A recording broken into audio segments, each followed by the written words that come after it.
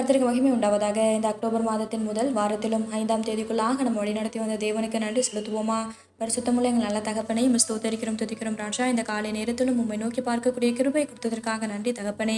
அப்பா, இந்த நாளிலும் உங்களுக்கு பிரியமில்லாத எந்த காரியத்தையும் செய்யாதபடி உங்களுக்கு பிரியமான பிள்ளையாய், உங்களுடைய இருதயத்திற்கு ஏற்ற பிள்ளையை வாழ உதவி செய்யுங்கப்பா. இந்த நாளிலும் எங்கள் தேவைகள் எல்லாவற்றையும் அறிந்திருக்கிறீர் ஆண்டவரே.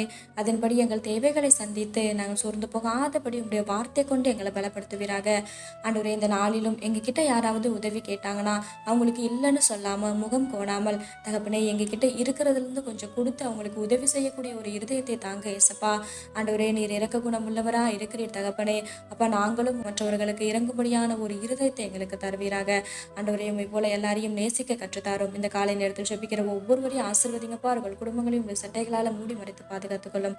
துதிகன மகிமையெல்லாம் ஒருவருக்கே செலுத்துகிறோம். இயேசு கிறிஸ்துவின் நாமத்தில் ஜெபிக்கிறோம் எங்கள் ஜீவனுள்ள நல்ல பிதாவே. ஆமென்.